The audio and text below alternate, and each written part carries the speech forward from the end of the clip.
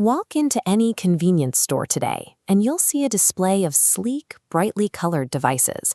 They look like high-end modern tech accessories.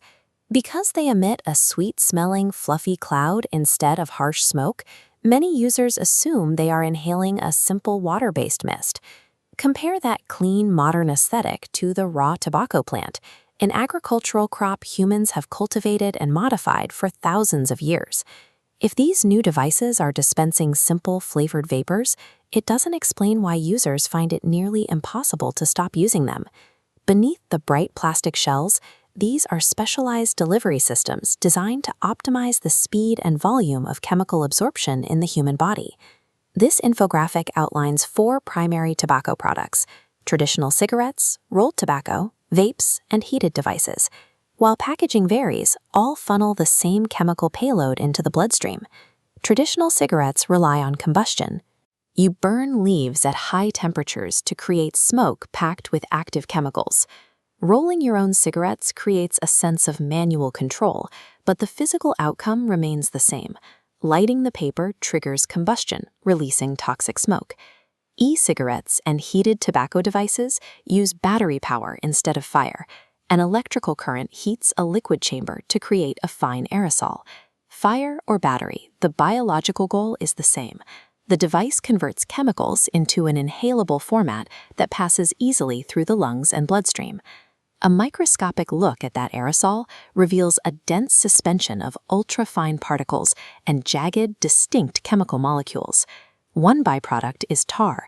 It is a dark, sticky substance created by combustion that coats the porous tissue of your respiratory system and remains there. Then there is carbon monoxide. Once inhaled, it binds to your red blood cells, physically blocking oxygen from circulating through your body. But the central reason these delivery systems exist is the primary payload, nicotine. Once nicotine enters the lungs, it moves into the bloodstream and travels through the vascular network until it reaches the brain. The moment it hits, it triggers a rapid release of dopamine. This chemical surge creates a brief, temporary sensation of pleasure and relaxation, but the crash follows. As dopamine levels drop back down, the brain is left in a state of chemical deficit, driving a physical urge to repeat the process. This cycle of artificial surges and subsequent lows is the mechanical basis of addiction. This hijacking process is dangerous for any user, but it has a specific impact on teenagers. This diagram shows an adolescent brain. The progress bar in the prefrontal cortex indicates that the brain is still building its permanent internal structures. Introducing nicotine disrupts these neural connections as they form. It interferes with the pathways for learning, memory, and concentration. It also impacts emotional regulation and increases the likelihood of long-term chemical dependence.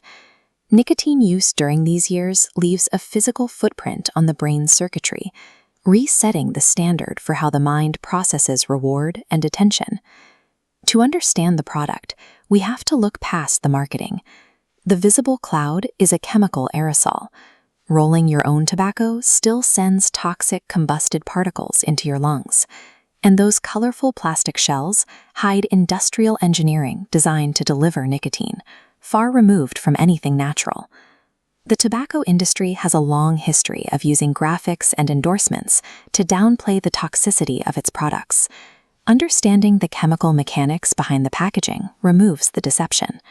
Armed with these facts, you can make informed decisions to protect your health and your future.